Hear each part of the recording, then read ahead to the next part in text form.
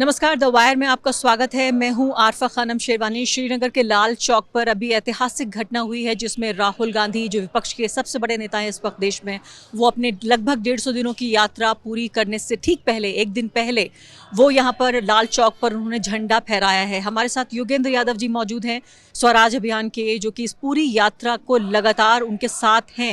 योगेंद्र जी, सबसे पहले मैं आपसे ये जानना चाहती हूँ कि आप तो तमाम राज्यों में गए, यहाँ कश्मीर में आपको क्या मिला? अद्भुत था। मैं कश्मीर वैली में कई बार आया हूँ और मुझे जितना प्यार लोगों का दिखा वैसा मैंने कभी नहीं देखा और सुना। फिर मैंने चेक किया दूसरे लोगों से जो कश्मीर के बारे में बेहतर जानते हैं।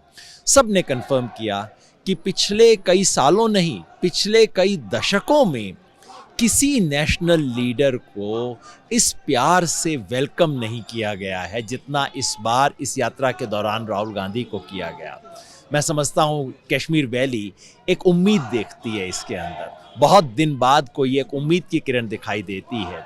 सड़क पे हालांकि सिक्योरिटी फोर्सेस ने तमाम इंतज़ाम कर रखे थे। डिवाइडर के अगर लोग इस तरफ होते थे तो हमें उस तरफ कर दिया जाता था, लोग इस तरफ उधर होते थे, ये सब चलता रहा। लेकिन उसके बाद भी लोग आए, दौड़ के आए, गले लगे, हमारे नारों में जुड़े और इतना प्यार मैंने बहुत कम देखा है। और मैं समझता हूँ ये सिर्फ राहुल गांधी के लिए नहीं, सिर्फ कांग्रेस के लिए नहीं, ये देश के लिए बहुत अच्छी खबर है। जी, अगर आप ये कह रहे हैं कि कई दशकों में तो कांग्रेस पार्टी का रूल भी आ जाएगा शामिल, तो इसको कैसे जस्टिफाई हम करेंगे? क्या उनके दौर में भी परेशान थे कश्मीरी? ये तो आप कांग्रेस के प्रवक्ता से पूछिए। हकीकत तो ये है कि कश्मीर में 2004 में एक बार उम्मीद आई थी क्योंकि अच्छे चुनाव हुए थे। उस वक्त बीजेपी राज में थी, लिंगदो उस वक्त चीफ इलेक्शन कमिश्नर थे, उसकी वजह से एक अच्छे चुनाव हुए थे और वो उम्मीद 2008-9 आते आते बुझ गई थी। हम सब जानते हैं 2008 में, 9 में, 10 में यहाँ क्या हुआ। और उसके बाद 2016 के बाद तो बिल्कुल तबाही मची हुई है। और 2019 में जब 370 को ख़त्म करने का हुआ, उसके बाद तो किसी किस्म की नॉर्मलसी का सवाल ही नहीं होता यहाँ पे। तो देखिए, कश्मीर की समस्या पिछले 8 साल की नहीं है, लेकिन पिछले 8 साल में जो माहौल बना है, इतना बुरा माहौल तो कभी नहीं देखा यहाँ के लोगों ने। इसलिए अब जब ये यात्रा आई तो इतना गर्मजोशी से, इतना उत्साह से किया। ये देखिए, ये वो लाल चौक है जिस पे तिरंगा झंडा फहराने के बारे में कहा जाता है लाल चौक पे जाके करेंगे, संगीन बंदूक कोई आ जाए 26 जनवरी को तो यहाँ परिंदा पर नहीं मार सकता, तब जाके तिरंगा लड़काया जाए। और यहाँ आज देखिए पब्लिक फेस्टिवल है, लोग आ रहे हैं, झंडा फहरा रहे हैं, सिक्योरिटी फोर्सेस हैं, लेकिन किसी को डर नहीं, किसी को खौफ नहीं।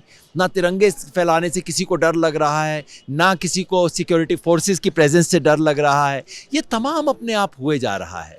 ऐसा यहाँ कभी नहीं होता। तो ये आपको वैली का माहौल बताता है। इसके अलावा दर्शकों को ये भी बताना जरूरी है कि जो बार बार आपको भाजपा आरएसएस के लोग ये बताते हैं कि कभी यहाँ पर झंडा नहीं फहराया गया, कि वो एक अल्टीमेट एक तरह से जीत होगी आखिरकार, जबकि यहाँ झंडा फहराया जाएगा लाल चौक पे। राहुल गांधी यहाँ बिल्कुल आए और एक तरह से मैं कहूँगी एक फॉर्मेलिटी के तौर पर वो झंडा फहरा के भी निकल गई। ऐसे कोई ऐतिहासिक घटना थी क्योंकि राहुल गांधी यहाँ आए थे अपनी यात्रा को खत्म करने के ठीक एक दिन पहले।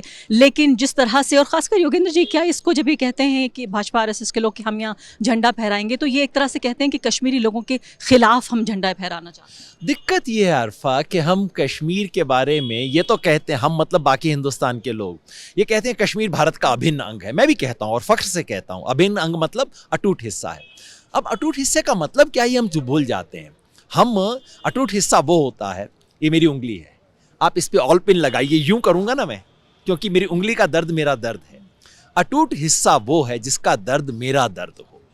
क्या कश्मीरी का दर्द बाकी हिंदुस्तान का दर्द बनता है ना? अगर अभिन्न अंग है तो दर्द होना चाहिए ना, चाहे वो कश्मीरी पंडित का दर्द हो, चाहे मुसलमान का दर्द हो, चाहे कोई बकरवाल, गुज्जर, गद्दी कोई भी हो। हर कश्मीरी का दर्द जिस दिन भारत का दर्द होगा तब तो अपने आप हो जाएगा। दिक्कत ये है कि हम भाषा तो बोलते हैं अभिन्न अंग, जिगर का टुकड़ा, लेकिन व्यवहार होता है जागीर के टुकड़े की तरह। हम जिगर का टुकड़ा नहीं, इसको जागीर समझते हैं और फिर जागीर है, झंडा लगाएंगे। ये कोई तरीका थोड़ी होता है। अपने जिगर के टुकड़े से आप ऐसे थोड़ी करते हैं। जिस दिन हम जिगर के टुकड़े की तरह व्यवहार करने लगेंगे, जिस दिन हर कश्मीरी का जख्म मेरा जख्म हो जाएगा, बस जुड़ गया। आज चूंकि ये यात्रा ये मैसेज लेके आई, इसलिए कोई खौफ नहीं, लोग आ रहे हैं, गले मिल रहे हैं, किसी को कोई दिक्कत नहीं है। जी, इसीलिए आपको शायद शब्दों का जादूगर कहा जाता है कि आपने कहा जिगर का टुकड़ा नहीं, जागीर का टुकड़ा। ये भी भारतीय दर्शक जो देख रहे हैं उस बात को अच्छे तरीके से समझे। अब मुझे ये बताइए, एक बात मैं और कह दूं, ये जो तिरंगा है इसकी अहमियत क्या है। जवाहरलाल नेहरू ने जिस दिन इस तिरंगे को इस देश को पकड़ाया था, बहुत सुंदर स्पीच है उनकी। स्पीच में पता है क्या, मैंने अब 3 दिन पहले दोबारा पढ़ी, मुझे ध्यान नहीं था। वो कहते हैं ये तिरंगा लिबर्टी का प्रतीक है, ये किसी इंपीरियल डोमिनेशन का प्रतीक नहीं है, किसी पे जबरदस्ती करने का प्रतीक नहीं बनेगा ये तिरंगा, ये आज़ादी का तिरंगा बनेगा। बताइए, इतनी सुंदर बात, ज़्यादा खूबसूरत क्या बात हो सकती है। बात क्या हो सकती अब है। मुझे ये बताइए, अब 150 दिन पूरे हो रहे हैं, आपको मैं कहूँ कि 3 मुझे वाक्यों में ये बताइए कि भारत जोड़ो यात्रा ने क्या हासिल किया। 3 में 3 ही कर देता हूं मैं। बताइए, पद यात्रा में हमेशा कहता हूं सिर्फ पांव की यात्रा नहीं होती, ये शरीर की यात्रा है, ये विचार की यात्रा है और ये मन की यात्रा है। शरीर की यात्रा ने क्या हासिल किया, चल के तपस्या, तमाम तरह के, वो टी शर्ट की तपस्या भी, और जो बाकी सब लोग 1 डिग्री टेम्परेचर में टेंट में सो रहे थे और टेंट टपक रहा था, वो भी तपस्या थी, और चलते हुए पाँव में छाले और ये सारी तपस्या।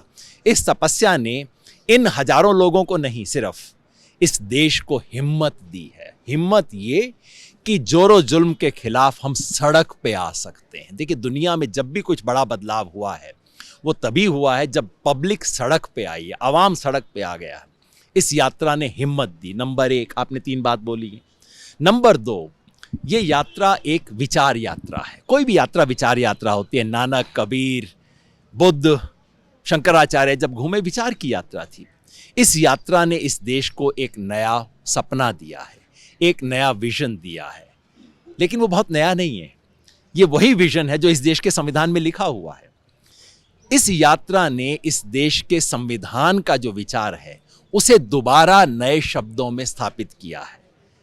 मैं नफरत के बाजार में मोहब्बत की दुकान खोलने आया हूं। ये क्या है? हिंदुस्तान का कॉन्स्टिट्यूशन है और कुछ नहीं है।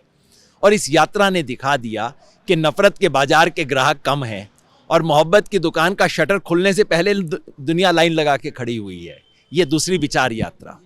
और तीसरा, मन की यात्रा। वो सबसे बड़ी चीज होती है, क्योंकि आखिर में मन आपका जो है सोल, उसकी यात्रा है। इस यात्रा ने उम्मीद दी है उस देश में जहां उम्मीद बिल्कुल टिमटिमा के वो हो गई थी। आपको याद होगा उत्तर प्रदेश इलेक्शन के बाद से वो लोग जो इस देश को प्यार करते हैं, संविधान को प्यार करते हैं, उनका मन उस वक्त कैसा था? बुझ गया था, यार कुछ नहीं हो सकता कुछ। योगेन जी, ये बताइए, अब आपने ये तीनों तो बहुत अच्छी बातें बताई, लेकिन जिसको आप कह रहे हैं लोगों को हिम्मत देना, या मैं कहूँ कि अंग्रेजी में कहें तो मोबिलाइज कर देना लोगों को, मोबिलाइजेशन तो पहला कदम है। अब इसके बाद क्या? क्योंकि आप ये देखिए 400 दिन से भी कम बचे हैं अब अगले चुनाव के लिए। आप बिल्कुल सही कहती हैं। मैं तो बार बार, मेरा मुहावरा बड़ा सिंपल है, इस यात्रा ने कुछ नहीं किया साहब। इस यात्रा ने सिर्फ एक परती जमीन के ऊपर हल चला दिया है। हल चलाए बगैर तो फसल उगती नहीं है, लेकिन खाली हल चला देने से भी फसल नहीं उग जाती। उसके बाद बीज डालोगे, पानी दोगे, रखवाली करोगे, तब फसल उगेगी ना। ये काम कल से शुरू होगा, परसों से। कल हो जाएगी रैली, परसों से ये काम शुरू होगा। और उम्मीद जगाना बहुत बड़ी बात होती है, लेकिन उम्मीद जगा के उसको पूरा ना करना दुनिया का सबसे बड़ा पाप होता है, सबसे बड़ा अपराध ये है। उम्मीद ना जगाना, चलो ठीक है, ऐसे ही पड़े थे पड़े रहेंगे। एक बार उम्मीद की रोशनी जगा दी और उसके बाद हाथ झाड़ के चले गए, बहुत गलत बात है। आखिरी 2 सवाल की, क्या इसको ये जो शो ऑफ स्ट्रेंथ बताया जा रहा है कि ऑपोजिशन अपनी ताकत दिखाएगा, क्या आपको इस तरह से आप ले रहे हैं? क्योंकि अभी भी 2-3 नेताओं का तो जिक्र हो रहा है कि नीतीश कुमार नहीं आ रहे हैं, अखिलेश नहीं आ रहे हैं, ममता बनर्जी ने भी दूरी बना के रखी है, टीआरएस भी हिचकिचा रहा है। मेरे विचार से, मैंने बार बार कहा है, मेरे विचार से ऑपोजिशन लीडर्स की यूनिटी एक इंपॉर्टेंट चीज़ है, लेकिन सबसे ज़्यादा जनता की यूनिटी है। याद रखिए, इमरजेंसी के खिलाफ जब इस देश की जनता खड़ी हुई थी, जनता की यूनिटी जब हो गई तो ऑपोजिशन पार्टीज की कोई, मेरे ख्याल में 48 घंटे में यूनिटी हो गई थी। पहले जनता की यूनिटी हो, ऑपोजिशन के लोग एक विचार रखना शुरू करें, फिर एक जुबान में बोलना शुरू करेंगे, फिर कदम ताल भी शुरू कर देंगे। तो मुझे अभी कोई जल्दी नहीं है। ऑपोजिशन यूनिटी तो अगले साल जनवरी तक हो जाएगी। जनता की यूनिटी अगर हो गई, अगर इस देश की जनता ने झूठ को झूठ कहना सीख लिया और नफरत को ना कहना सीख लिया, बस इतने में सब कुछ हो जाएगा। आपने कहा अब लोगों को जगा तो दिया, एक मोबिलाइज तो हो गए लोग, लेकिन जाग के अब वो व्यक्ति क्या करेगा? अब अगला क्या कदम है? सब लोगों की जिम्मेवारी है कांग्रेस की जिम्मेवारी है, राहुल गांधी की जिम्मेवारी है, लेकिन मेरी भी जिम्मेवारी है और आपकी भी। आपको अगर मैं मीडिया का प्रतिनिधि मानूं, वैसे है नहीं, लेकिन मीडिया के नाम पे कहूं अगर आपको भी, ऐसा क्यों है, क्यों नहीं हुए मीडिया की क्योंकि प्रतिनिधि? इस देश का ज्यादातर मीडिया तो बिका हुआ है भाई, सच बात ये है। अब हो गया अडानी वाला मामला, तो बिकाऊ मीडिया है। अब उम्मीद है कि थोड़ा सा उनको भी हिम्मत आएगी, उनकी भी थोड़ी सी जमीर जागेगी ये सब देख के। तो जिम्मेवारी हम सबकी है। कांग्रेस की जिम्मेवारी है कि वो अब अपने पाँव पे खड़ी हो। हम जैसे लोग जो कांग्रेस से नहीं हैं लेकिन इस यात्रा के साथ जुड़े हैं, हमारी जिम्मेवारी है कि इस यात्रा का संदेश हर दरवाजे पे और हर दिल पे जाके दस्तक दें, तब पहुंचेगा। अभी तक तो आप उड़ीसा की अगर कोई बूढ़ी औरत से पूछें भारत जोड़ो यात्रा, उसने तो नाम भी नहीं सुना होगा अभी तक। तो ये संदेश, ये खूबसूरती, ये ऊर्जा, ये उम्मीद, ये हर घर में इस उम्मीद का दिया ले जाना है। ये सबसे बड़ा काम है। लोग अभी से वोट सीट गिन रहे हैं, मैं कहता हूँ भूल जाइए, मैंने बहुत वोट सीट गिने हैं, बहुत साल तक गिने हैं। आप एक बार उम्मीद का दिया जला दीजिए, नफरत को ना कहना सिखा दीजिए, झूठ को पहचानना सिखा दीजिए, उसके बाद वोट सीट तो आप गिनते ही रह जाएंगे, कुछ फर्क नहीं पड़ता। बहुत बहुत शुक्रिया योगेंद्र जी हमसे बातचीत करने के लिए। द वायर के और वीडियोस देखने के लिए सब्सक्राइब करें और बेल आइकन पर क्लिक करें। स्वतंत्र पत्रकारिता की आर्थिक मदद करने के लिए डिस्क्रिप्शन में दिए गए लिंक पर जाएं और अपनी राशि चुनें।